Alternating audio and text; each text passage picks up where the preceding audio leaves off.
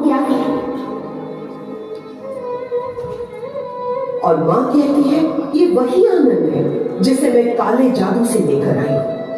प्रकृति का रोष बढ़ जाता है, वो अपने हाथों से सारे काले जादू के सामान को बिखेर देती है, तोड़ देती है, नष्ट कर देती है।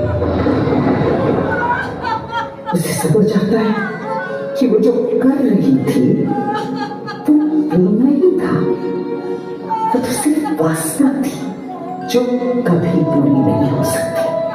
नायिका भूमिका हमने आज जो परफॉर्म किया वो गुरु रविंद्रनाथ टैगोर जी के 100 साल पहले लिखे हुए कहानियाँ हैं। तो उस टाइम में उनके वो सोच विचार थे अपनी महिलाओं को लेके कि महिलाओं को अपने हक के लिए लड़ना चाहिए। डोमेस्टिक वायलेंस हो या तो चाइल्ड मैरिज हो या जो अनटचेबिलिटी, ये भी आज हम लोगों ने टच किया है इसमें। तो ये सब बहुत सेंसिटिव इश्यूज़ है, लेकिन उस टाइम में 100 साल पहले जो ये मुद्दे लेके इन्होंने जो कहानियाँ लिखे थे, तो ये कहानियाँ आज भी भारत में बहुत जगहों में, बहुत छोटे छोटे जगहों में छुपे हुए हैं। लोग सामने आके बताते नहीं है। डोमेस्टिक वायलेंस आपको मालूम है हर जगह होते हैं, चाइल्ड मैरिज भी अभी भी बहुत जगहों में होते हैं। लेकिन ये आज जो हम अवेयरनेस क्रिएट कर रहे हैं, ये सिर्फ एक कला तो है ही, क्योंकि हम बहुत अच्छे अच्छे कलाकार लेके आए हैं ये परफॉर्म करने के लिए और इस तरीक़ा से प्रस्तुत करने के कि लोगों को दिल को छुए। जो आज हमें लगे कि कोई लोग एक्चुअली रो पड़े ये कहानियाँ देख के, भले वो काबुलीवाला की कहानी हो या मान भंजन हो या चंडालिका या चोकेर बाली हो। हमें लगा कि ये सब कहानियाँ आज प्रस्तुत करके शायद हम सबके अंदर में ये जगा सकते हैं, एक तो थिएटर को वापस लाए, क्योंकि आजकल जो अटेंशन स्पैन 20 सेकंड के होते हैं वो वीडियो रील्स ये देख के। लेकिन हमने ये कल और आज में ये महसूस किया कि हम 1.5 घंटे लोगों को बांध के हम एक जगह में सीट में रख पाए और जो हमें तालियों की गूंज मिले, सुनाई दिए, जो अप्रिसिएशन मिले, जो प्यार मिले, भले दिल्ली में तो बहुत ही प्यार मिले हमें, तो हम सक्सेसफुल हुए हैं, हमें वैसा ही लग रहा है। आज की स्टोरीज को इंद्रानी कैसे देखती है, क्योंकि चारों स्टोरीज महिलाओं को लेकर मोटिवेटेड थी? जी तो मैं यही तरीक़ा से देख रही हूँ कि जो इनके थ्रू जो मैसेजेस है, जैसे हमने बताया कि हम बालक विवाह या जो विधवा के साथ जो अभी भी बहुत जगह में होते हैं कि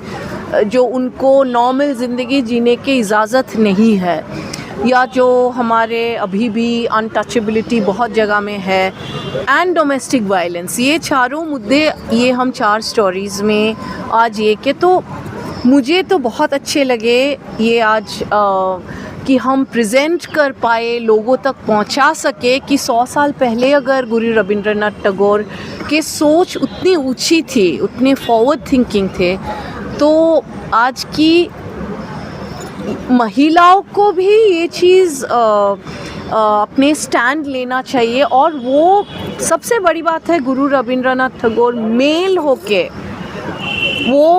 होके सपोर्ट किया है। तो ये शायद मैं सोच रही हूँ कि जो अपने पुरुष है हमारे इंडिया में, तो वो पुरुष भी ये समझ पाए कि ये इश्यूज़ को जब भी कोई औरत आवाज़ उठाती है तो उनको पुरुषों को भी सपोर्ट देना बहुत ज़रूरी है।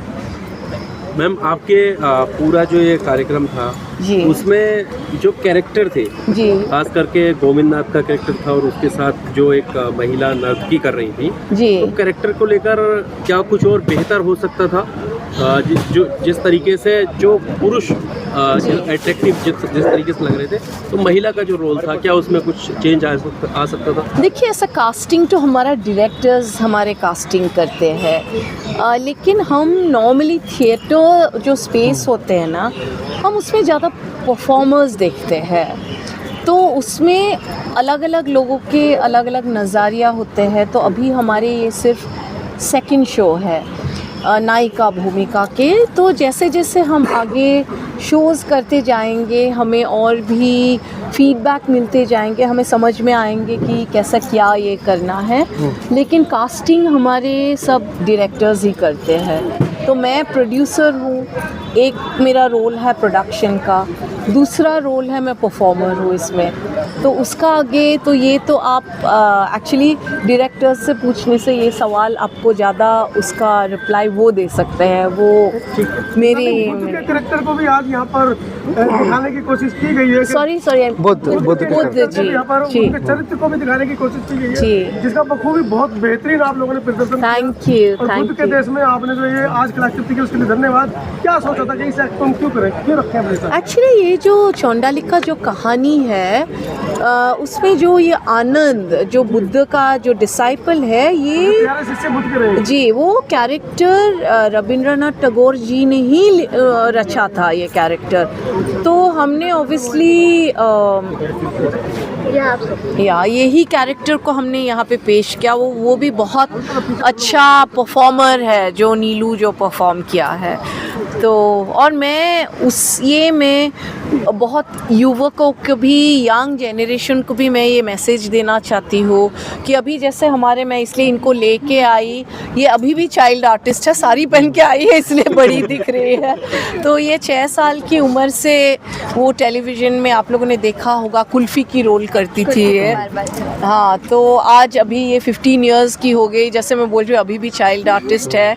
लेकिन ये बहुत इंटरेस्टिंग है कि इतने साल से टेलीविज़न में होके भी अभी जो नए जनरेशन है वो थिएटर के तरफ काफ़ी आकर्षित हो रहे हैं। तो ये बहुत बड़ी बात है। And you may want to say something Akriti? मैं सवाल लेता हूँ जी। आपने एक छोटी बाल वधू का आज प्ले किया, आप क्या उसको कल्पना कर सकते हैं कि आज से 100 साल पूर्व जिस कहानी को लिखा जा रहा था बाल वधू की, उसको आज भी इस देश के अंदर दोहराया जाता है? आई थिंक बहुत सालों पहले भी ये प्रथा चल रही थी एंड अभी भी बहुत छोटी छोटी जगहों पे, कुछ गाँव में अभी भी ये चलता है। बट हमारा ये मोटिव है कि हम सोसाइटी की तरफ इस चीज़ के ऊपर प्रकाश डालें और सबको ये बताएं कि ये प्रथा सही नहीं है और इस चीज़ों को हमें सपोर्ट नहीं करना चाहिए। तो आई थिंक ये हमारा बहुत स्ट्रॉन्ग मैसेज है सोसाइटी की तरफ कि ऐसी चीज़ें जिससे वुमेन को बहुत हार्म मिलता है या फिर उनके साथ सही नहीं होता है, अनजस्ट होता है, उसको हमें हमेशा मना करना चाहिए और उसको रोकने की कोशिश करनी चाहिए। आप तो क्योंकि बड़े महानगरों में हैं, एजुकेटेड हैं, लेकिन गांव के हद तक ये खबरें नहीं पहुंच पाती हैं। क्या उन महिलाओं को मैसेज देना चाहिए? वही कि हाँ, that's what even I want Kapil also to actually जो अपनी ये प्रथाएं है, जैसे भले वो चाइल्ड मैरिज हो, डोमेस्टिक वायलेंस हो, कि हर महिला को भले गांव में हो, और हम लोग अभी बहुत सारे NGOs हैं, बहुत सारे माध्यम है जिसमें वो अपने ग्रीवियंसेस को एड्रेस कर सकते हैं। लेकिन जो अपने साथ किसी के साथ भी बुराई हो, हक के लिए तो लड़ना ज़रूरी है। वो बनता, उतना तो बेसिक फंडामेंटल राइट है कि अपने हक के लिए लड़ो।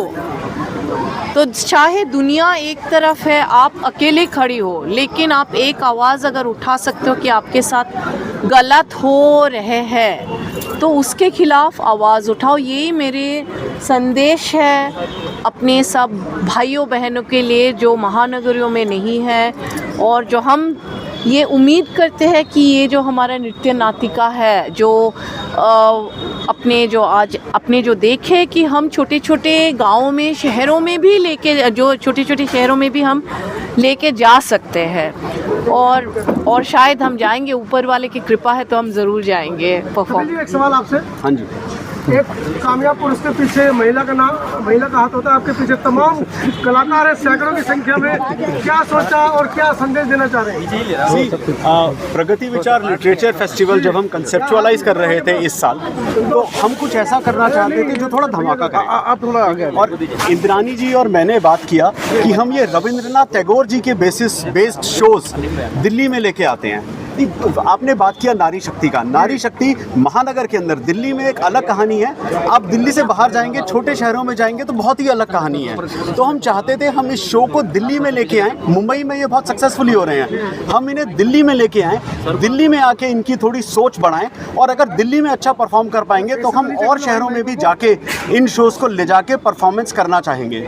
और लिटरेचर फेस्टिवल था, Rabindranath Tagore ji, a theater performance and somebody like Indrani coming in, who is a very very dear friend, तो इससे अच्छा कुछ हो ही नहीं सकता था। तो आई थिंक इस शो को लोगों ने यहाँ पर आके पिछले 2 दिनों में तकरीबन 2500 लोग इस लिटरेचर फेस्टिवल पे और इन शोज़ पे आए हैं। दोनों शोज़ 100% फुल रहे हैं। हमारा टू बी फेयर जब हमने कंसेप्चुअलाइज किया था, हमारा इमेजिनेशन नहीं था कि ये शोज़ में इतना अच्छा हमें रिस्पॉन्स मिलेगा। तो I am super happy and सारे दर्शकों का, सारे मीडिया का और ऑफ कोर्स सारे आर्टिस्ट का, 31 लोगों की टीम मुंबई से दिल्ली आई है। आई थिंक दिल्ली के थिएटर सीन में ऐसा बहुत ही रेयर होता है कि इतना लार्ज प्रोपोर्शन के अंदर एक ट्रूप मुंबई से या कहीं से भी ट्रैवल करके दिल्ली आए और एक अच्छा परफॉर्मेंस करे।